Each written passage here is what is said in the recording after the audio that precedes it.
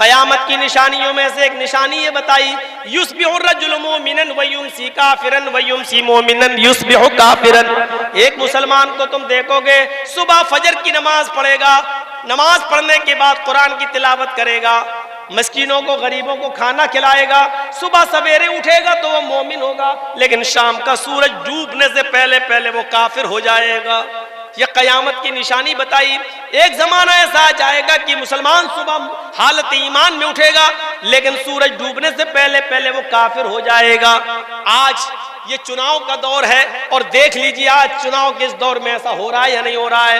एक बेचारा मुस्लिम कैंडिडेट सुबह उठता है, फजर की नमाज पढ़ने जाता है, कुरान की तिलावत भी करता है, गरीबों की मदद भी करता है, ज़ुहर भी पढ़ता है, लेकिन उसको मालूम है कि हमें हिंदू लोगों का भी वोट लेना है, हिंदू भाइयों का भी वोट चाहिए। हिंदुओं को खुश करने के लिए वो उनके मंदिर में चला जाता है, वहां जाकर टीका भी लगा लेता है और मूर्ति पे जाके वो हार भी चढ़ा देता है, इसलिए कि ऐसा करने से हमें हिंदू भाइयों का वोट मिल जाएगा।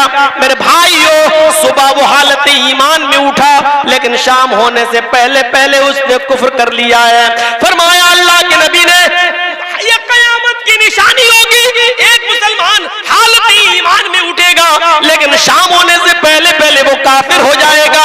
यबीउ दीनहु बिइरज़िम मिनद दुनिया, दुनिया के चंद सिक्कों को हासिल करने के लिए वो अपना दीन बेच देगा। दुनिया के चंद टुकड़ों को पाने के लिए वो अपना दीन का सौदा कर देगा। दुनिया के चंद सिक्कों के लिए वो अपने दीन की सौदेबाजी करेगा। अपने मुआशरे और समाज पर ऐसे मुस्लिम कैंडिडेटों पर नजर रखो जो गैर मुस्लिमों का वोट पाने के लिए टीका भी लगा रहे हैं और मूर्तियों पर हार भी चढ़ा रहे हैं। और दलील क्या देते हैं, अरे हिंदू भाई भी तो कैंडिडेट है, वो भी तो रोजा रख लेता है या इफ्तार पार्टी में आ जाता है, वो भी तो टोपी लगा लेता है, हमें क्या मतलब है, हमें उससे क्या मतलब है वो क्या कर रहा है। लेकिन आपकी शरीयत आपको इजाजत नहीं देती है कि आप मंदिर में जाकर टीका लगाएं। टीका लगाना ये मुशाबिहत है गैर मुस्लिम से, और मन तशब्बह बिक़ौमिन फहुवा मिन्हुम, जो जिस कौम की मुशाबिहत करेगा क़यामत के दिन उसी के साथ उठाया जाएगा। मूर्तियों पर फूल और हार और मालाएं नहीं चढ़ाई जा सकती।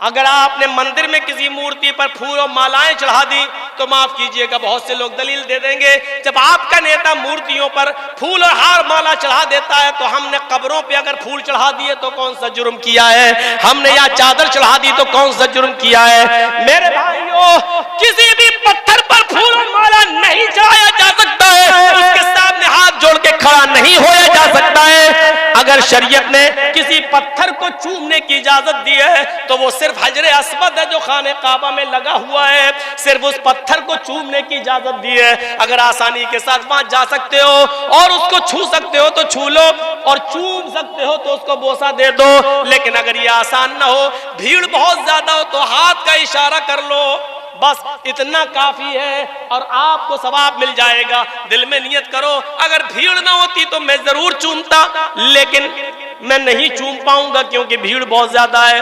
दाहिना हाथ उठाकर इशारा कर दीजिए और अपना चक्कर लगाना शुरू कर दीजिए। उस पत्थर को ही चूमा जा सकता है और उसका बोसा लिया जा सकता है, उसके अलावा किसी पत्थर को नहीं चूमा जा सकता।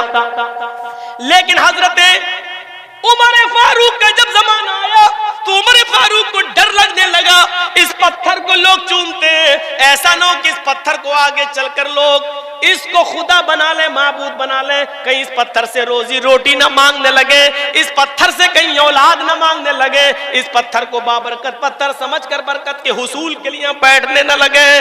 तो हजरत उमर फारूक ने तवाफ करने से पहले उस पत्थर पे हाथ रख के कहा था, आए पत्थर, अन्नका हजरुन ला तनफउ वला तजुर, आए पत्थर तू सिर्फ एक पत्थर है, आए हजरे अस्वद तू सिर्फ एक पत्थर है, तू किसी को नफा नहीं पहुंचा सकता, तू किसी को नुकसान नहीं पहुंचा सकता। तेरे अंदर नफा देने की और नुकसान पहुंचाने की ताकत नहीं है। मैं तो सिर्फ तुझे इसलिए चूमता हूं क्योंकि मोहम्मद रसूलुल्लाह को मैंने चूमते हुए देखा है। अगर मेरे नबी ने तुझे न चूमा होता तो मैं भी तुझे नहीं चूमता। बस ऐ पत्थर सुन, तेरे अंदर किसी को कुछ देने की और किसी से कुछ छीनने की ताकत नहीं है। तू माबूद नहीं है, तू खुदा नहीं है, तू रब नहीं है। सवाल यह है कि फिर मैं तुझे चूम क्यों रहा हूं? मैं सिर्फ इसलिए चूम रहा हूं क्योंकि मेरे नबी ने तुझे चूमा, इसलिए हम तुझे चूम रहे हैं।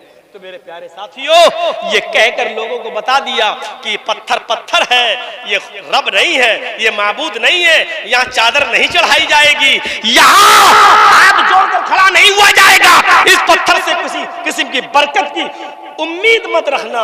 बस एक सुन्नत है उसको चूमना, एक पत्थर छूना और बोसा लेना सुन्नत है। मेरे प्यारे साथियों, ये इस्लाम की शीतल छाया और इस्लाम की साफ और शफाफ तालीम है। इसे हमें और आपको गौर करना चाहिए और लेना चाहिए और सीखना चाहिए। ये मजहब सबका है। आओ, अगर नमाज है तो आपके यहां पर भी है, कलमा है तो आपके यहां पर भी है। अगर ज़कात देने का हुक्म दिया है इस्लाम ने तो आपके यहां पर भी दान व खैरात का है। सबूत व दानम दीक्षिता, हाय अर्जुन, ज्यादा से ज्यादा गरीबों मिस्कीनों में दान दिया करो। दान देने से पाप मिटते हैं। अगर हमारे यहाँ रोजा है तो आपके यहाँ पर भी व्रत है। हाँ, एक फर्क जरूर मिलता है, हमारे यहाँ मरने के बाद इंसान दोबारा कुत्ता बिल्ली चूहा नहीं बनता है और आपके यहां मरने के बाद आवागमन है।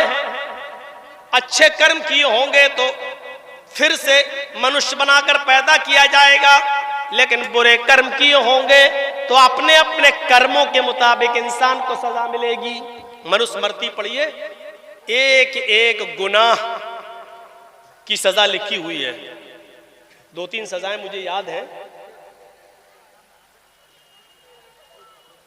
रिश्वत खाओगे तो कुत्ते का जन्म होगा, जुआ खेलोगे तो भैंस का जन्म होगा, किसी लड़की पर गलत नजर डालोगे तो तुम्हें अगला जन्म लड़की का होगा, चोरी करोगे तो अगले जन्म में बिल्ली बनाए जाओगे। ये हमें याद है मनुस्मृति के, वरना उसमें बहुत कुछ लिखा हुआ। ये करोगे तो आलू बनोगे, ये करोगे तो गोभी बनोगे, ये करोगे तो बैगन बनोगे, ये करोगे तो फूल गोभी बनोगे, ये करोगे तो यहां तक कि हरा धनिया, हरा मिर्चा, ये करोगे तो ये बनोगे। पूरी एक लिस्ट है, दाल चावल तक की लिस्ट है। ये करोगे तो दाल बनोगे, ये करोगे तो चावल बनोगे, ये करोगे तो मतलब सबकी एक लिस्ट है। यानी ये सारी सब्जियां जो आप देख रहे हो ये पाप के नतीजे में मिल रही हैं हमें और आपको। ये सब पहले इंसान थी, इन्होंने वो जुर्म किए थे तब दाल बनाए गए। हम जो खा रहे हैं वो इंसानों को खा रहे हैं। पूरी एक लिस्ट है। एक बार मैं पढ़ रहा था मनुस्मृति, तो उसमें देखा तो मैं सोचने लगा, या अल्लाह, इसमें लिखा है कि जुआ खेलोगे तो भैंस का जन्म होगा।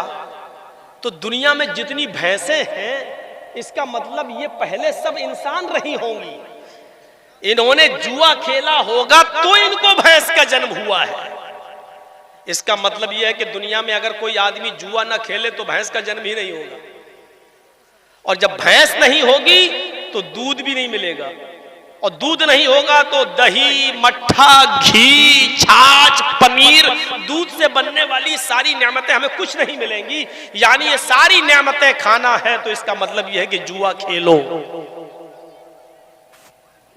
एक पंडित से मैंने कहा, लोकल पंडित से, कहने लगा चुप रहो मौलाना साहब, हम इतने बड़े पंडित नहीं, हमारे किसी बड़े पंडित से पूछो। हम लोग तो बस ऐसी दान कन्या कर लेते हैं, कुछ हमें गुरु दक्षिणा मिल जाती है, हम क्या जाने ये सब।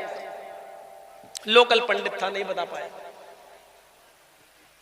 क्लियर लिखा है जुआ खेलोगे तो भैंस का जन्म होगा। अब बताइए तो आप, ये सारी नियामतें हमें जुआ खेलने के नतीजे में मिल रही हैं। इससे भी बड़ी बात, चोरी करोगे तो बिल्ली का जन्म होगा। अरे हमने दुनिया में चोरी की, पुलिस ने हमें पकड़ा, जेल में डाल दिया। पुलिस की जेल फिर भी अच्छी है, जब तक हम जेल में है दूसरे की चोरी तो नहीं कर रहे हैं, कम से कम इलाका सुरक्षित तो है। लेकिन अल्लाह अगर चोर को बिल्ली बना दे तो मोहल्ला सुरक्षित कहाँ है? जब इंसान थे तो माल चुराते थे, रुपया चुराते थे, सोना चुराते थे, चांदी चुराते थे, लेकिन अल्लाह ने चोर को बिल्ली बना दिया। तो अब सोना चांदी नहीं चुरा रहे हैं, किसी का कबूतर चुरा रहे हैं, किसी की मुर्गी फाड़ रहे हैं, खा रहे हैं, कुछ ना कुछ अभी भी कर रहे हैं। तो इसका मतलब यह है कि पुलिस की जेल फिर भी मजबूत है, अल्लाह ने जो सजा देकर बिल्ली बनाया वो कमजोर है, क्योंकि चोरी तो अभी भी नहीं रुकी है। रिश्वत खाओगे तो कुत्ते का जन्म होगा, यह बड़ी अजीब बात है। जब मैं रास्ते में किसी कुत्ते को देखता हूं तो सोचता हूं पता नहीं ये किस पुलिस वाले, नाम ना लो हालात खराब हो जाएंगे, सोचता हूं कि ये किस लुटेरे का वो होगा। ये जो कुत्ते हैं ये लोकल कुत्ते हैं, ये 100-200 रुपए लेकर ट्रक छोड़ने वाले, कम हल्की फुल्की रिश्वत। और एक कुत्ता वो होता है जो 20-22 साल की खूबसूरत लड़की, लवली, स्वीटी, प्रीति, ट्विंकल, कॉलेज में पढ़ने वाली लड़कियां, 40-50 हजार का कुत्ता नहला धुला कर और मुंह से मुंह लगा करके तो गाड़ी में बिठाती हैं और लेके एसी गाड़ियों में चलती हैं। मैं सोचता हूं ये किसी बड़े वीआईपी लीडर, किसी नेता का जन्म हुआ होगा। कभी कभी हम सोचते हैं यूपी और दिल्ली चलाने वाले लोगों को ये जुल्म बेचारे कर रहे हैं, कर लें, लेकिन मरने के बाद इनको क्या बनाया जाएगा? ऐसा न हो कि ऐसा बकरा बन जाएं जो हम ही लोगों के किसी हिस्से में आ जाए। कहीं देसी मुर्गा बन गए तो पता नहीं किस मौलवी के पेट में जाएंगे। मौलवियों का सबसे बेहतरीन गिजा देसी मुर्गा ही होता है। बाकायदा मांगते हैं जलसे में, देसी मुर्गा है तो आएंगे। मैं उस मौलवी को जानता हूं जिसने तकरीर की डेट देने से पहले कहा था कि हमें मंगोर मछली, देसी मुर्गा, फ्राई चाहिए। नाम नहीं लूंगा वरना आप लोग हंसेंगे। मैं सोचता हूं कि ये लोग दुनिया में बेचारे कर रहे हैं, करें, लेकिन आखिर इनको इनके धर्म के मुताबिक कौन सा जन्म होगा, क्या होगा? अगर हमें पता चल जाए कि ये वही आदमी है जिसका जन्म ये हुआ तो हम तो उसको काटे ही नहीं, उसको रखे रहें, खिलाएं और पिलाएं और रोजाना उससे बात करें। साहब अब पता चला तुम्हें, तिल तिल करता है। लिखा है कि चोरी करोगे तो, रिश्वत खाओगे तो कुत्ते का जन्म होगा।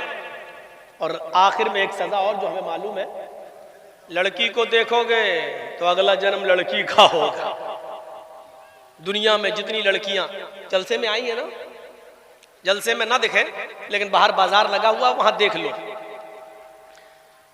अभी हम आ रहे थे, जो लेके आए मंजर पता चल जाता है। ऐसा लग रहा था जैसे एक कुतिया के पीछे 10-10 कुत्ते लगे। हमने कह दिया जो कहना था, बुलाओ या ना बुलाओ, हम बहुत आजाद ख्याल के आदमी हैं।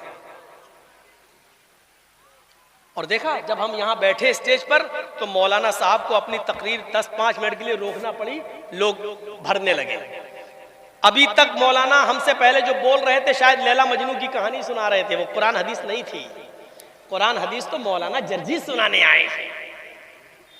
जर्जीस साहब आए, मजमा भर गया।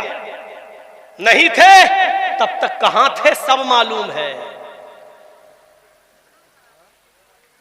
कुतियां घूम रही थी, कुत्ते पीछा कर रहे थे। जाओ कह दिया हमने, तुम्हें जो बुरा लगता है लगता रहे, मेरे बाप का कुछ नहीं जाना। मुझे तो बाल ठाकरे के खिलाफ भी बोला तो मेरे बाप का कुछ नहीं गया। और क्या जाएगा, कोई आसमान से टपकता हुआ कोई फरिश्ता थोड़ी था बाल ठाकरे। उसने हमारे नबी को गाली दी थी, उसने कहा था मोहम्मद अय्याश था, मक्कार था, 11-11 औरतें रखता था। तो हमने कह दिया था जवाब में, 11 बीवी रखने वाला अगर मक्कार और अय्याश था तो कृष्ण जी 16,108 रखे थे, वो क्या थे? उसने फिर तकरीर में कहा था, अगर मैं प्रधानमंत्री बन गया तो हरा रंग बंद कर दूंगा। हरा रंग मुसलमानों का रंग है, इस्लामी रंग है, मैं हरा रंग बंद कर दूंगा, हर जगह लाल रंग के झंडे को, केसरिया रंग के झंडे को लागू कर दूंगा। मैंने उसके जवाब में कहा था, ठाकुरे जी, लाल रंग से इतना प्यार, हरे रंग से इतनी नफरत, ये नफरत करना छोड़ दो, क्योंकि हरे रंग की सब्जियां खा खा कर तुम जिंदा हो, लाल रंग की चीज तुम्हें नसीब नहीं होती है।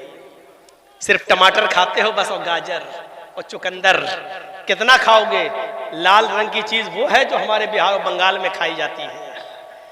हमने कहा वो खाना शुरू, मैं तो नाम लिया था, यहां नाम नहीं लूंगा, मुझे डर लगता है यहां नाम ले लूं तो कहीं यूपी के होने वाले चुनाव में मीडिया वाले उसी चीज को उछालें और बीजेपी को फायदा ना पहुंचाएं। वैसे बीजेपी को हम मुसलमानों में बहुत से लोग मिल गए हैं फायदा पहुंचाने के लिए, संतुष्टि के साथ वो बैठी हुई है कि हम तो जीत रहे हैं, हम तो निकल रहे हैं, क्योंकि हमारा काम तो मुसलमान ही लोग कर रहे हैं। मैंने इशारे में बहुत कुछ कह दिया है, बहुत ही मुआज़रत के साथ अगर किसी को बुरा लगा हो तो लगता रहे।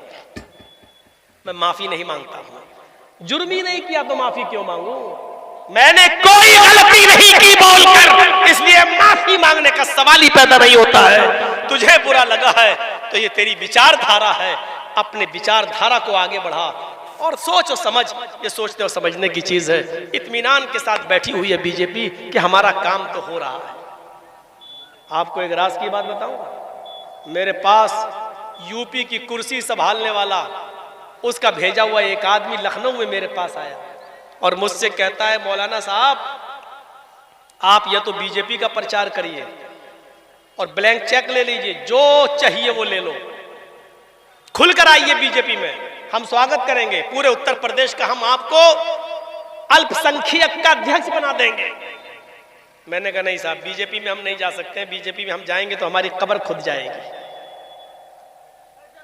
तो कहने लगा, तो फिर तुम्हारे एक मुसलमान भाई भी हैं, नाम समझ गए ना, मैं नहीं लूंगा, आपके एक मुसलमान भाई भी हैं, वो लड़ रहे हैं, वो हम लोगों के बड़े विरोध में रहते हैं, फिर आप उस पार्टी का प्रचार कीजिए। मैंने कहा आपको क्यों इंटरेस्ट है उसमें? कहा कि उनके प्रचार से हमें फायदा हो जाए। हमने कहा नहीं, अगर मैं अखिलेश का साथ दे दूं तो? बोले अखिलेश का साथ दोगे या मायावती का या कांग्रेस का, तो जो हाल मौलाना कलीमुद्दीन का किया वही हाल तुम्हारा भी कर देंगे, जेल में ठूस दिए जाओगे। इतना याद रखना, मैं वार्निंग देने आया हूं, धमकी देने आया हूं आपको, या तो हमारा साथ दीजिए और हमारा देने से मुसलमानों में आपकी छवि खराब हो रही है तो उस पार्टी पे चले जाइए और हमारे योगी जी को जितनी गाली दे सकते हो दीजिए, क्योंकि हमें फायदा हो रहा। अगर अखिलेश या मायावती के साथ गए तो जेल में चला देंगे। हमने कहा जुर्म क्या किया मैंने?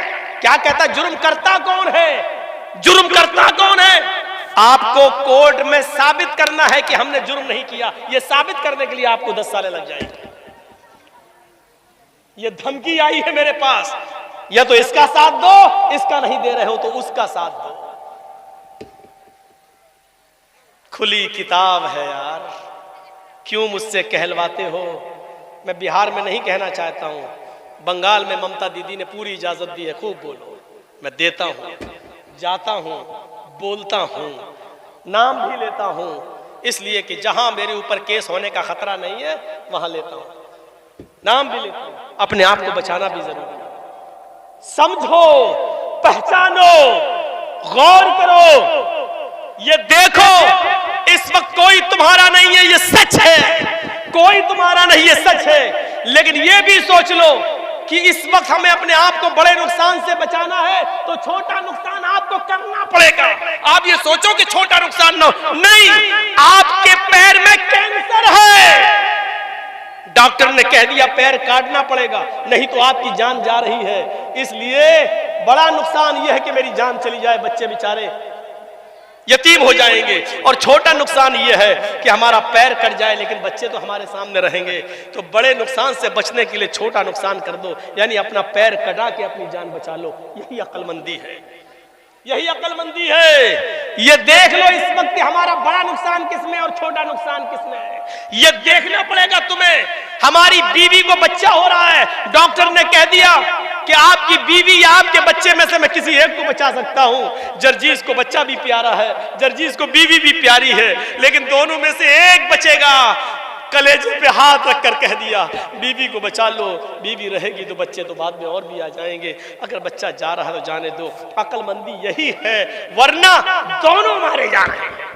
तो मेरे प्यारे साथियों, बड़े नुकसान से अपने आप को बचाने के लिए छोटा नुकसान करना पड़े तो कर दो। इस्लाम के उसूलों पर आ जाओ, इस्लाम के ज़ाब्तों को पकड़ो।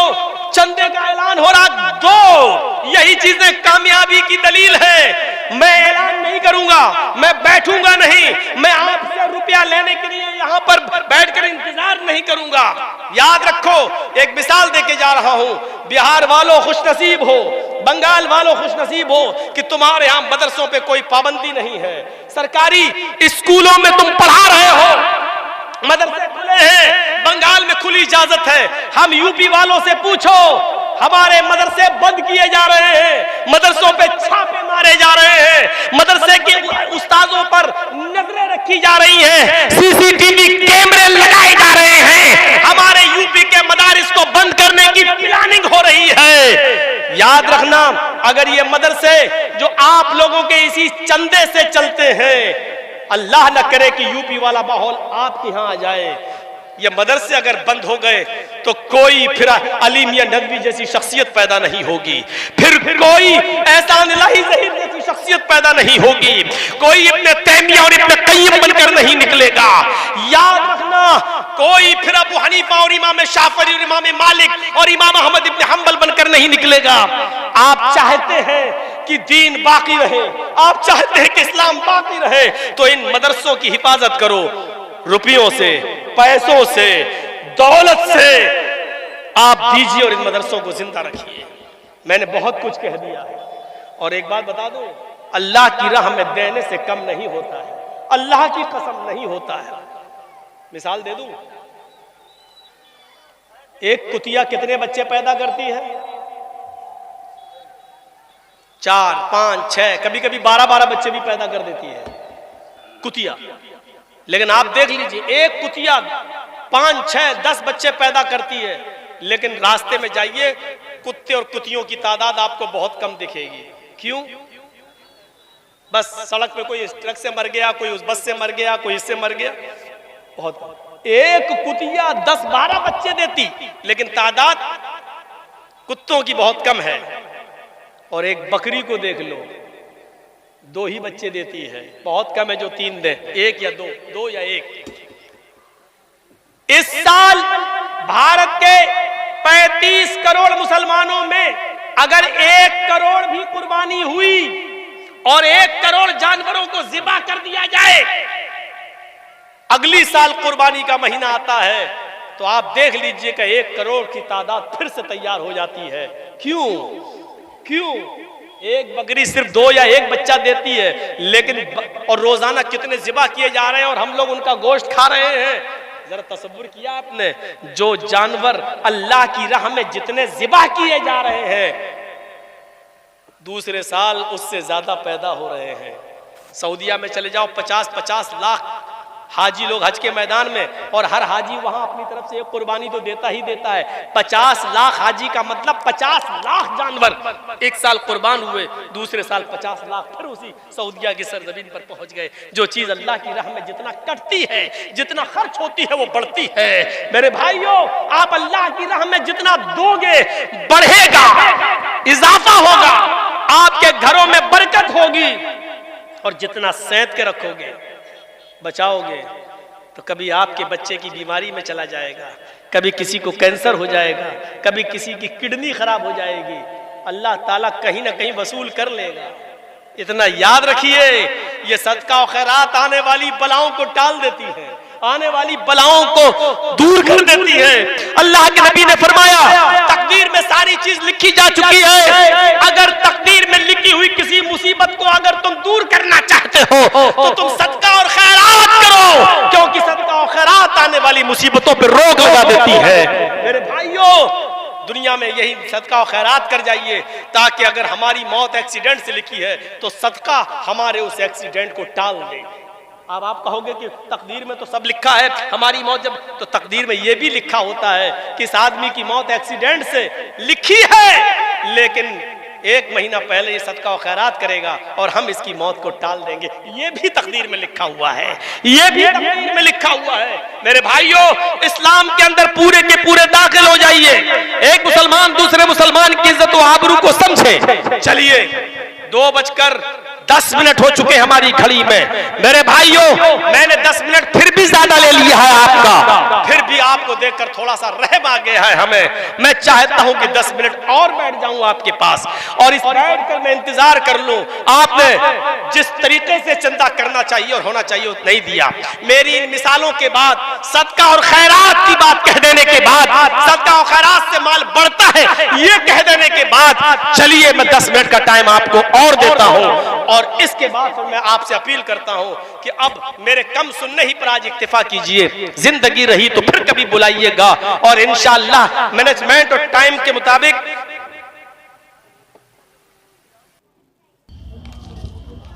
तो मेरे भाइयों, ये चीज आपके सामने मैंने रख दी है और आपसे मैं अपील करता हूं कि 10 मिनट तक जो मैं यहां बैठा हूं, आपसे गुजारिश है कि मेरे हाथ में अगर आप कुछ देना चाहें इस मदरसे के लिए, आज आपकी मोहब्बत का सवाल है, मुझे देखना है कि आप